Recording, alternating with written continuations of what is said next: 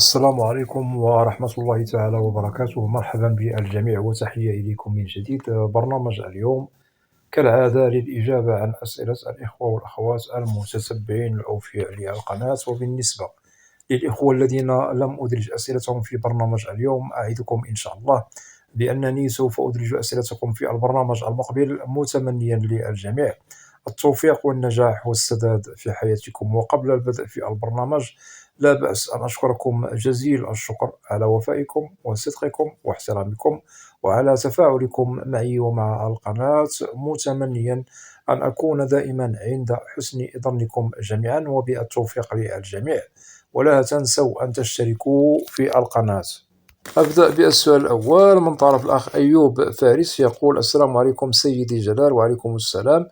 أولا وبعد كل شيء، مشكور جزيل الشكر على وقتك وإجابتك، جزاك الله خيرا، وأنت من أهل الجزاء. أما فيما يخص هل أبي قدم لي عن طريق محامي؟ لا، أمي هي من قدمت لي وليس عن طريق محامي فقط. أختي هي من قدمت باسم أمي بحكم هي لديها خبرة وجنسية أمريكية. أما عمري حاليا فهو 24 سنة، لكن تاريخ الأولوية كان عندي 20 سنة، وحالتي الاجتماعية عازب. ما يقلقني سيدي جلال أنه أمي قدمت لي ولأختي التوأم في نفس التاريخ. هي أخذت الفيزا وذهبت منذ شهر غشت 2023. أنا لم أتوصل بموعد لحد الآن، لا أدري لماذا توقفت المعاملات مع أصحاب البطاقة الخضراء. أستسمحك على طول التعليق، وشكرا جزيلا. العفو أخي فارس. إذن هنا على حسب ما استنتجت، أنت مقدم لك من طرف الأم، لديك أخت كذلك قدمت لها الأم. الأخت بالطبع تحصلت على الفيزا. الأخت التوأم أنت لا زلت لم تتوصل برسالة الموعد والمقابلة. إذن الأخ أيوب، لا داعي للقلق، مسألة وقت فقط، وإن شاء الله أمورك سوف تمر مرور الكرام، ليس هناك من مشكل. وعلى حسب ما استنتجت من نقاط سؤالك، الأخت هي الكفيلة، أو هي التي تكلفت بضمانكم.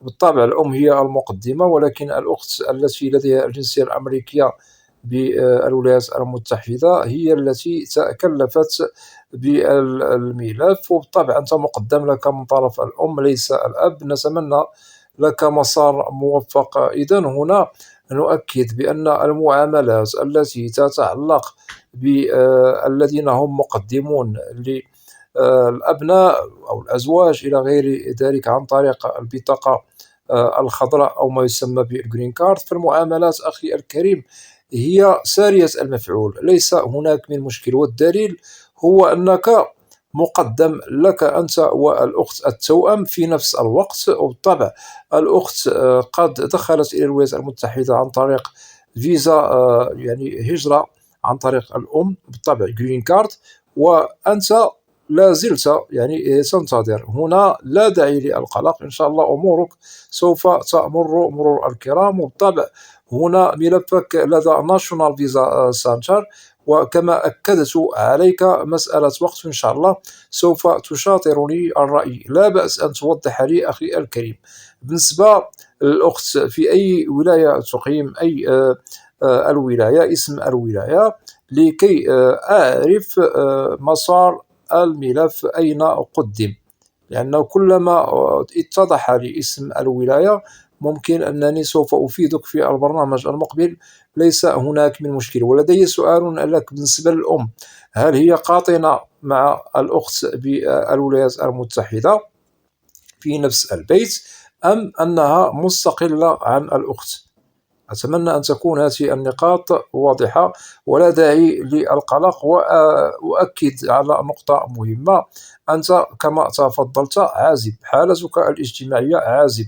من الأفضل ومن المستحسن أن تظل عازبا إلى أن تتم الإجراءات إن شاء الله بخير وسلام وبدون مشكل. وفي حالة أنه لديكم مستجدات جديدة فلا بأس أن تباشرها معنا في القناة لكي نطمئن عليكم، وأعدك بأنني سوف أتابع معك ملفك إلى أن تصل إلى بر الأمان، ولكن أؤكد على اسم الولاية الأمريكية التي تم فيها التقديم من طرف الأم، متمنيا لكم التوفيق ومرحبا بك.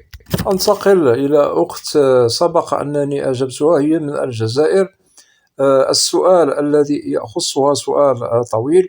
إذن الأخت الكريمة بالطبع كنت قد أجبتها عن سؤالها السابق. لديها أخت زوجها حاليا هي بالولايات المتحدة، لديها أبناء دخلت عن طريق فيزا سياحة، وبالطبع أكدت بأن تأشيرة السياحة لا تخول للحاصل عليها المكوث والإقامة الدائمة بالولايات المتحدة، بل هناك وقت لازم احترامه. نقصد هنا يجب على كل من هو متحصل على فيزا سياحة إلى الولايات المتحدة أن لا يتجاوز 6 أشهر كإقامة بالولايات المتحدة، عليه العودة، ثم ممكن له إن شاء الله عندما سوف يعود إلى بلده ويريد إن شاء الله العودة إلى الولايات المتحدة من جديد عن طريق فيزا السياحة لن يجد مشكل.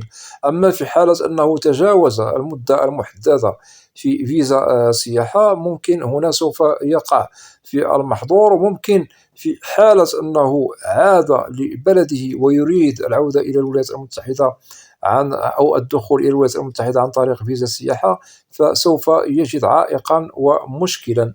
إذن هنا الأخت الكريمة سبق أنني قد أجبتك، ممكن أن تقومي بالعودة إلى هذا الجواب الذي أجبتك عنه يعني في سؤالك، وسوف تستفيدي أكثر وأكثر، لأن السؤال الذي يخصك سابقا بالطبع هو يشبه السؤال الذي طرحته من جديد، وبالطبع الجواب هو جواب مقنع وجواب سوف تجديه يعني فيه تفصيل وتحليل مهم عن الفيزا التي تحصلت عليها أخت الزوج، والتي هي لا زالت بالولايات المتحدة. بالطبع لديها أبناء، وكذلك هي حاليا قد تجاوزت 6 أشهر، وإن شاء الله سوف تستفيدي أكثر وأكثر من الجواب الذي أجبتك عليه سابقا في برنامج أسئلة وأجوبة. وإن شاء الله ممكن أن تقومي بالعودة إلى البرنامج، وسوف تجدي أكيد بأنني أجبتك عن سؤالك السابق، لأن هناك إخوة وأخوات ينتظرون الإجابة عن أسئلتهم، وبالتوفيق ومرحبا بك. أنتقل إلى سؤال آخر من طرف الأخ حمدي. الأخ هو من اليمن، يقول: السلام عليكم أخي جلال. وعليكم السلام. كان سؤالي عن هل الضامن يحل محل الحساب البنكي في اللوتري. أعذرني على عدم التوضيح. الضامن الذي يتكفل فيك أو الأشهر. كمان عندي سؤال: في بلدي اليمن لا يوجد خدمة التجنيد بعد الثانوية مثل مصر ودول أخرى.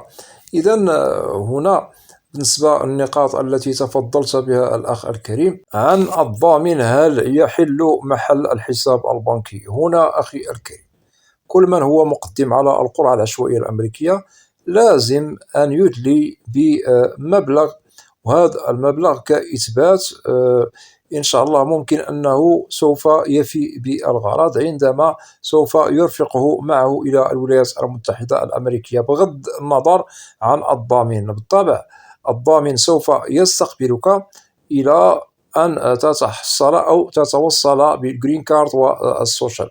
بالنسبة لمهمة الضامن بالطبع ممكن أنه سوف تقطن عنده ممكن شهر، شهرين، 3 أشهر، على حسب الوقت الذي سوف تتوصل به بالجرين كارد، لأن الجرين كارد والسوشيال تختلف أو يختلف التوصل والتحصل عليها من ولاية إلى ولاية أخرى عندما يدخل يعني المهاجر الجديد، سواء عن طريق القرعة الأمريكية أو مثلا دخل عن طريق لم شمل أو مثلا فيزا هجرة بشكل آخر. إذن نؤكد بالنسبة للحساب البنكي على حسب ظروف هذا الشخص المعني بالهجرة عن طريق القرى الأمريكية. في حالة أنه مثلا أنت عازب، ممكن أنك تثبت مبلغا قدره $2000 مثلا. هذا بالطبع يحق لك، ليس بالمشكل. هو هذا المبلغ ممكن أنه سوف تثبته يوم الموعد والمقابلة، وإن شاء الله عندما إن شاء الله سوف تتحصل على الفيزا وليس لديك هذا المبلغ، لديك أقل من هذا المبلغ، فهنا لا تتدخل السلطات يعني الأمريكية فيما يتعلق بالمبلغ الذي سوف تدخله معك إلى الولايات المتحدة الأمريكية. إذن هذا الحساب البنكي هو مطلوب من كل من هو إن شاء الله مقبل على المقابلة بالسفارة الأمريكية، ونؤكد على الذين هم مقدمون على القرى الأمريكية. والإثبات هو عبارة على مبلغ ممكن على حسب ظرف كل واحد فائز بالقرعة. سوف نجد المتزوج، العازب، والمتزوج الذي لديه أبناء. كلما وجدنا الأفراد كثر كلما زاد هذا المبلغ، وبالطبع هذا المبلغ سوف يوضح لضابط الهجرة بأن هذا الشخص سوف يرفق معه ما لن يفي بالغرض في الأشهر الأولى. ليس إلا أخي الكريم، أتمنى أن يكون يعني الجواب واضح. أما بالنسبة للنقطة التي تفضلت بها بأنه ليس لديكم يعني خدمة التجنيد أو ما يتعلق بالخدمة العسكرية، هنا أخي الكريم ليس بالمشكل. المهم هو كل بلد سوف نجد قانون التجنيد بها في شكل. أنت كما تفضلت بعد يعني الثانوية العامة مثل مصر ودول أخرى، اليمن لا يوجد بها خدمة التجنيد، في بلدان أخرى هو موجود. إذن هنا يوم موعد المقابلة إن شاء الله خير، لن تطلب منك هذه الشهادة، أي شهادة الخدمة العسكرية أو خدمة التجنيد. ليس هناك من مشكل ولا داعي للقلق. ممكن الأخ حمدي أن توضح لنا، هل أنت فائز بالقرعة الأمريكية لسنة 2024، وإن شاء الله أنت على طور الإقبال على المقابلة بالسفارة الأمريكية، أم أنك مثلا مقدم على القرعة الأمريكية سنة 2025؟ ممكن أنك توضح لنا هذه النقاط، متمنيا لك التوفيق. وفي حالة أنه لديك مستجدات فلا بأس أن تباشرها معنا في القناة لكي نطمئن على مسار ملفكم. وبالتوفيق، ومرحبا بك ومرحبا بأهلنا باليمن الشقيق. أنتقل إلى السؤال الآخر من طرف أخ يقول: كيف أتابع أنفاس؟ إذن هنا ممكن أن توضح لنا نوع التأشيرة التي أنت مقدم عليها، وإن شاء الله سوف أجيبك في البرنامج المقبل. ليس هناك من مشكل أخي الكريم، ولا بأس أن توضح لنا جنسيتك، من أي بلد أنت. أنتقل إلى الأخ يقول: يا رب تكون من نصيبي وكل من شارك في القرعة الأمريكية. نتمنى لكم التوفيق بالطبع، لأن نتائج القرعة الأمريكية بالطبع هناك إخوة لديهم إحباط إلى غير ذلك. منهم من يقول في نفسه في حالة أنه لم أفز بالقرعة ضاع يعني الحلم إلى غير ذلك. هنا ننصح بعدم الإحباط، وممكن أننا نقدم عليها من جديد، ونتمنى للجميع الفوز. ننتقل إلى أخ آخر يقول: كيف أعرف أن هذه السفارة عليها ضغط؟ إذن هنا ممكن أن توضحوا لنا نوع التأشيرة التي أنتم مقدمون عليها، هل هي فيزا للهجرة أم فيزا لغير الهجرة؟ وإن شاء الله سوف أجيبك في البرنامج المقبل. ليس هناك من مشكل، لأن المقابلات التي تتعلق بفيزا هجرة إلى الولايات المتحدة الأمريكية تختلف في شكل أي في قوانينها، وكذلك بالنسبة الذين هم مقدمون على فيزا لغير الهجرة، سواء سياحة، دراسة، علاج إلى غير ذلك. بالنسبة لهذه يعني الفئات من التأشيرات لغير الهجرة، بالطبع المقابلات التي تتعلق بها لدى السفارة الأمريكية نجد كذلك فيها اختلاف عن الفيز التي هي مقدمة لدى دوائر الهجرة بالولايات المتحدة الأمريكية. وإن شاء الله أخي عندما سوف توضح نوع التأشيرة التي أنت مقدم عليها سوف أجيبك بالواضح أكثر وأكثر وبالتوفيق. أنتقل إلى أخ اسمه سامي يقول: أي هذه الأمراض التي تمنع من السفر إلى أمريكا؟ إذن هنا الأخ الكريم سبق أنني وضحت برامج عبر القناة ممكن أن تقوم بالاطلاع عليها وسوف تستفيد أكثر وأكثر. بالطبع أنت لديك تساؤل عن الأمراض التي تمنع من السفر أو الهجرة إلى الولايات المتحدة الأمريكية. إذن هناك أمراض هي محسوبة على رؤوس الأصابع. في حالة أنه وجدنا الشخص المعني بالمقابلة ومقدم على فيزا دخول إلى الولايات المتحدة ويحمل مرضا من ضمن هذه الأمراض الممنوعة من الدخول إلى الولايات المتحدة، بالطبع سوف ترفض له التأشيرة بدون نقاش، لأن هناك ملف طبي يشهد بالطبع عن طريق الطبيب المعتمد لدى السفارة الأمريكية. وبالطبع ضابط الهجرة عندما سوف ينظر إلى الملف ووجد الملف الطبي به المشكل أو الخلل بأن هذا الشخص المعني بالمقابلة حامل لمرض ممنوع من الدخول إلى أمريكا، بالطبع سوف ترفض له التأشيرة. ومن بين الأمراض التي سبق أننا قد وضحنا الأمراض المنقولة أو المعدية جنسيا، من ضمنها مرض السيفيليس ومرض الزهري، وكذلك هناك أمراض أخرى الطاعون، الكوليرا إلى غير ذلك. وهذه الأمراض هي محسوبة على رؤوس الأصابع أخي الكريم. ممكن أن تقوم بالعودة إلى هذه البرامج وسوف تستفيد أكثر وأكثر. وفي حالة مثلا وجدنا المعني بالمقابلة يحمل مرض السكري أو مرض الجهاز الهضمي، مرض يعني الكلى أو إلى غير ذلك، أو مثلا لديه إعاقة، فهذا لا يحرمه من التحصل على الفيزا. فقط الأمراض التي هي محسوبة على رؤوس الأصابع وهي مجدولة لدى وزارة الخارجية الأمريكية بالطبع بالتنسيق مع وزارة الصحة الأمريكية.